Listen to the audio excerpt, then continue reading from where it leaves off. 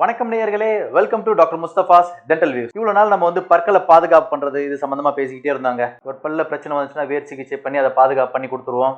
இது மாதிரி எல்லாமே டாபிக்ஸ் எல்லாம் ரிகார்டிங் பாதுகாத்தல் பற்றி போயிட்டே இருக்கு. ஒரு சில பேர் அவங்களுடைய பற்களை எடுத்துட்டு இருப்பாங்க, இழந்திருப்பீங்க.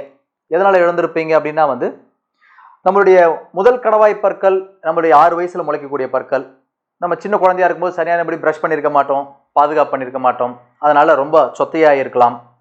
கிராஸ்லி டிஸ்ட்ரக்டர்னு சொல்லுவாங்க, அதை பாதுகாக்கவே முடியாது, அந்த மாதிரி ஒரு சூழ்நிலை போயிருக்கும். ஸோ அந்த மாதிரி கட்டத்தில் நீங்கள் என்ன பண்ணியிருப்பீங்க, அந்த பல்லை பிடுங்கி எடுத்துருப்பீங்க. பல் மருத்துவர்கிட்ட போயிட்டு பிடுங்கி எடுத்ததோட வேலை முடிஞ்சிருச்சா? கண்டிப்பாக கிடையாது. எந்த பல்லை நம்ம எடுக்கிறோமோ கம்பல்சரியாக அந்த இடத்துல வேற ஒரு பற்களை நம்ம வச்சே ஆகணுங்க. ஏன் வேற ஒரு பல் வச்சு தான் ஆகணுன்றீங்க? அப்படியே விட்டால் என்ன நடக்கும்? நீங்கள் ஒரு பல்லை நீங்கள் பிடுங்கிட்டு வேற பல்லு வைக்காமல் விட்டீங்கன்னா அக்கம் பக்கத்தில் இருக்கக்கூடிய பற்கள் எடுத்த இடத்தை நோக்கி நகர ஆரம்பிக்கும், மேலே இருக்கக்கூடிய பற்கள் கீழ் நோக்கி நகர ஆரம்பிக்கும். அப்போ தேவையில்லாமல் ஒரே ஒரு பல்லை எடுத்ததுனால டோட்டலாகவே கொலாப்ஸ் ஆயிருங்க.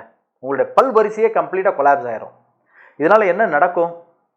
உங்களோட சரியானபடி உணவு உண்ண முடியாது, வார்த்தைகள் சரியாக வராமல் போகலாம், உங்களுடைய அழகு பாதிக்கப்படும், உங்களுடைய இந்த ஃபேஷியல் ஸ்ட்ரக்சர்லாம் மாறுறதுக்கான வாய்ப்புகள் இருக்குது. ஒரு சில பேர் பல்லை பிடுங்கிட்டு வேற பல்லு கட்டாததுனால இந்த தாடைகளில் வலி வர்றதுக்கான வாய்ப்புகள் இருக்குது.